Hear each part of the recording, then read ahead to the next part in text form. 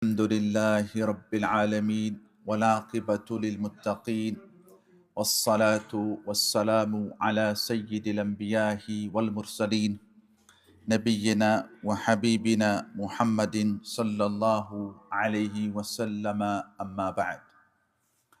My dear respected brothers, sisters, those who are present, those who are watching and those who are listening. We begin by praising Allah subhanahu wa ta'ala Jalla wa ala and by sending peace and salutations upon our beloved Ar-Rasul Muhammad sallallahu alayhi wasallam. My dear respected brothers and sisters, Allah subhanahu wa ta'ala, He mentions in the Noble Quran, يريدون ليطفئوا نور الله بأفواههم والله متم نوره ولو كره الكافرون. That they want to extinguish the light of Allah with their mouths, but Allah will perfect His light even if the disbelievers dislike it. As I mentioned last week, in the khutbah last week, we spoke regarding what the Muslim response should be to the march that took place in London. And we mentioned that what was supposed to be an anti-immigration march ended up with a lot of anti-Islamic and anti-Muslim slogans. So this leads us on to today's topic and khutbah, which is that why is Islam seen as a threat to the West? I'll begin by briefly mentioning two main reasons why is Islam seen as a threat to the West. Firstly, the main reason is that Islam is growing around the world, and it has been growing for many years, especially in Europe. And some people see this as a threat to their identity and power, which is why in certain countries in Europe there have been restrictions on masajids, there have been restrictions on how a woman is allowed to dress, what is she's allowed to wear. But to be honest, Islam is no stranger to Europe. Islam has been here for many years. And we can go back to the year 711 and to the Visigothic kingdom of Spain, which was very weak and was crumbling and was under the threat of its enemies. And so it went to North Africa, to the Muslims, and to Tariq ibn Ziyad for help. And the leader of the Muslims, Tariq ibn Ziyad, he sent approximately 7,000 troops to help the kingdom of Spain. And so Islam settled in Spain and it flourished with coexistence with others. It flourished with scholarship, and the culture of Spain improved. And like this, we can go to other countries, Indonesia, Malaysia, which are seen as now Muslim majority countries. In fact, in terms of population, I believe Indonesia is the largest Muslim country by population. Again, in those countries, Islam spread not by force, not by war, not by colonization, but through trade. And even the Balkans, like Bosnia and that area, through economic and social infrastructure under the Uthmani Caliphate. So we find that wherever Islam has settled, Islam has made that land a better place, a more safer place. Jews have always flourished wherever there's been an Islamic rule. I mentioned this when the Muslims were being forced out of Spain. The Jews were not under any threat. The Jews weren't forced to leave, but they left with the Muslims, stating that we feel safer under your protection. We are better under your protection. And so they left with the Muslims. And lo and behold, years later, this was going to turn out to be true. Because of course the Holocaust took place, in which approximately 5 to 6 million Jews were unalived. Not by the Muslims, not by the East, but by the West. So the first reason we mentioned why Islam is being seen as a threat is because Islam is growing. And it's growing naturally, not by force.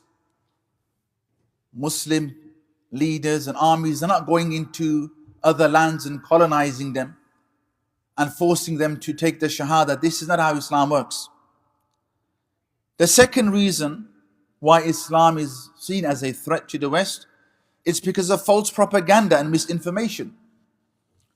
Just like a few days back, Donald Trump, he stood at the UN Assembly and he stated that London wants to go to Sharia law. So again, a very powerful individual, and literally anything that comes out of his mouth by most people is accepted as biblical.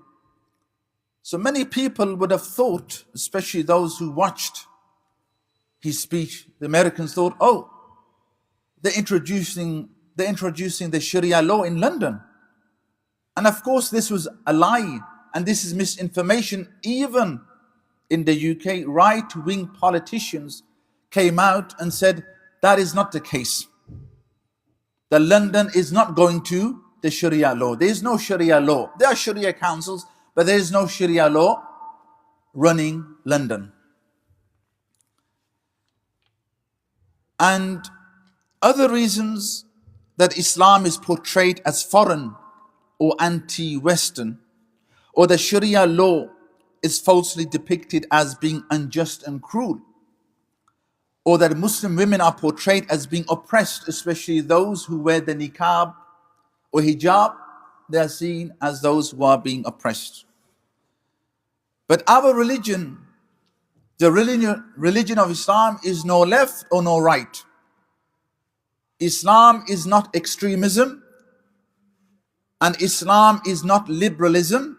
Islam is وَكَذَلِكَ جَعَلْنَاكُمْ أُمَّةً وَسَطًا لِتَكُونُوا شُهَدَاءَ عَلَى النَّاسِ.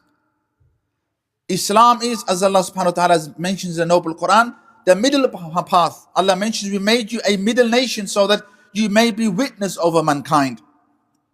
Islam is not about extremism, and nor is Islam about liberalism. So is Islam really a threat to the West? And the answer in short is no. Islam is not a threat to people's identity, to people's religion, to people's culture. The Prophet Muhammad sallallahu alaihi wasallam said, the Muslim, the true Muslim, is the one from whose tongue and hands other people feel safe. And so Islam is a threat, yes. But Islam is only a threat to injustice and corruption and oppression. And as I've mentioned, for centuries, Muslims lived in Spain, the Balkans, peacefully and coexisted with others, just like the Muslims today are living and coexisting with others. This leads us on to the next question then, that why is Islam growing? While we're seeing other religions, they're declining, why is Islam growing? What is the main reason for Islam growing? A number of reasons. Number one, the West is becoming more godless, a more secular society, and people find no inner peace in what the West is promoting. So there's spiritual emptiness in the West. As I mentioned, Europe is fast becoming a secular continent, a godless society where material wealth and individualism is creating no inner peace for the people who are finding a lot of distress.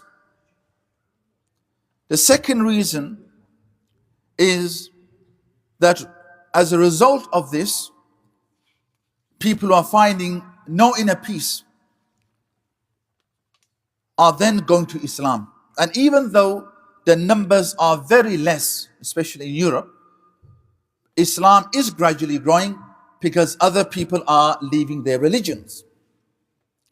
So I will back this up by some statistics from the years 2011 to the year 2021.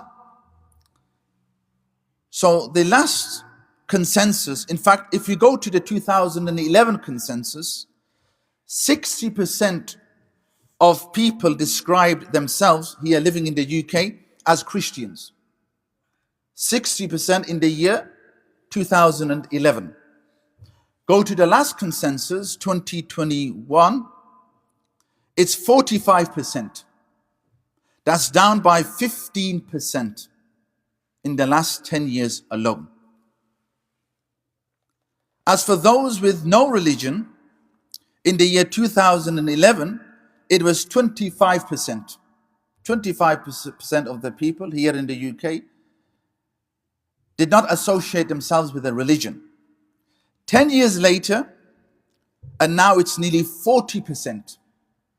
So 40% of the UK's population does not associate itself with a religion.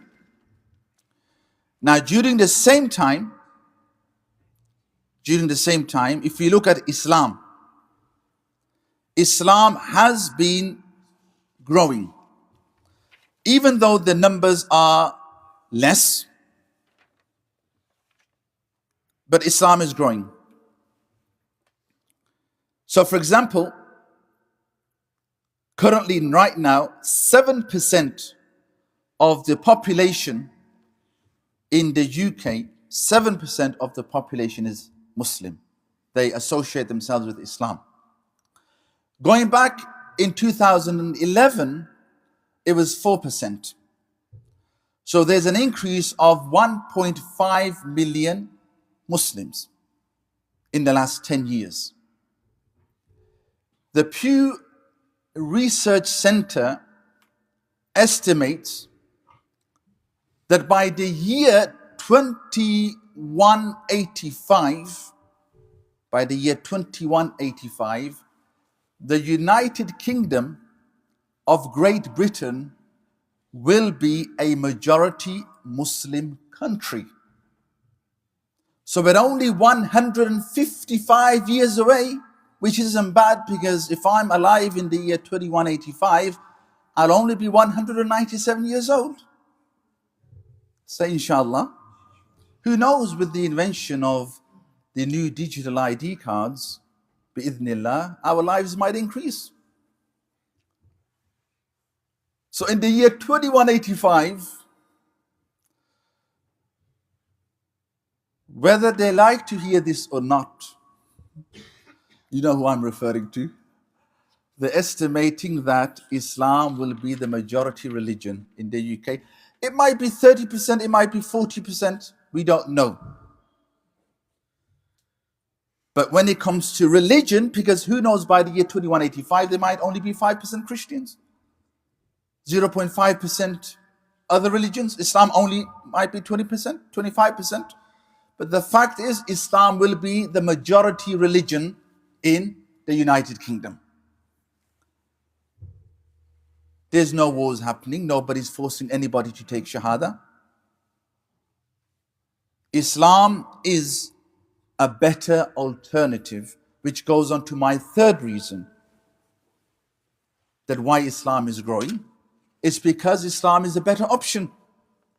Islam offers clarity. Islam offers context to life.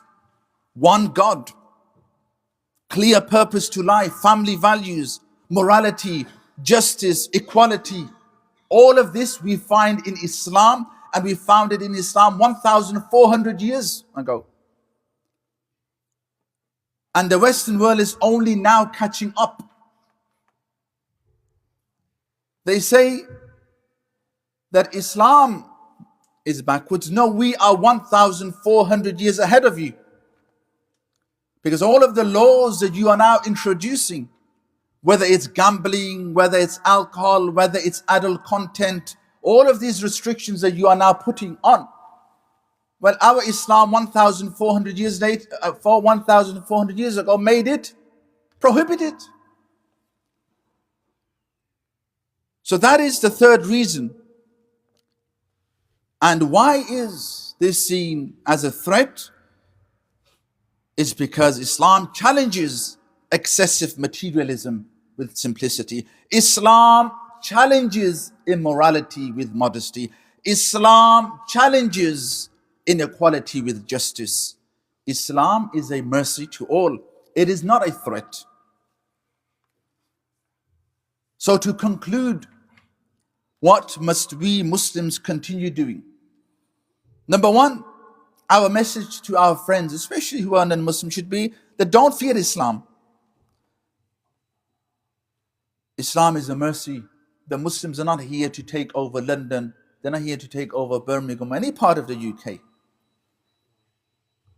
Allah willing, Islam is growing, and it will continue to grow, not because of force, but because of the truth and attraction, that it is a safer and better option than what the West is offering.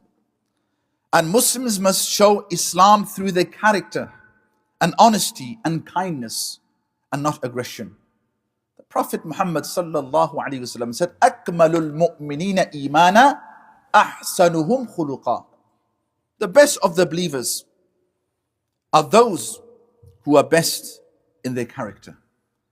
So is Islam a threat to the West? No. Why is Islam growing in Europe so rapidly? It's because you are making the people become a godless society by taking away from them their religion and promoting things to them which does not give them inner peace.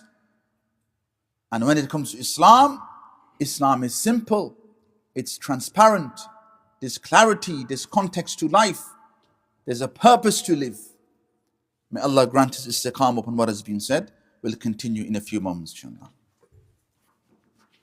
Brothers are requested to complete the Sunnah Salah if they haven't prayed.